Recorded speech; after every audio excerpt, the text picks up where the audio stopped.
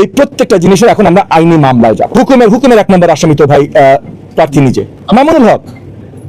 প্রত্যেকটা এখানে যত আহত আমাদের কর্মী আছেন, যাদের হাড্ডি ভাঙা হয়েছে বা যা কিছু ভাঙা হয়েছে, এই যে হায়দার আলী সাহেবের পরিবার, হায়দার আলী সাহেব মৃত্যুর সাথে লড়াই করছেন, এই প্রত্যেকটা জিনিসের এখন আমরা আইনি মামলায় যাব। প্রত্যেকটা থানায় মামলা দেওয়া হবে এবং কতগুলোতে সেন্টারে তখন প্রতিপক্ষ ক্যান্ডিডেট দাঁড়িয়ে অর্ডার দিয়েছে, সে দাঁড়িয়ে ওইখানে দাঁড়িয়ে প্রেজেন্ট দাঁড়িয়ে অর্ডার দিয়েছে এই হামলা করবার জন্য। তো সে হুকুমের আসামি তো মিনিমাম, এবং হায়দার আলী সাহেবের মৃত্যুর সাথে লড়াই করছেন, এইটা তো ভাই অ্যাটেম্পট টু মার্ডার, এইটার হুকুমের আসামি তো সে মিনিমাম।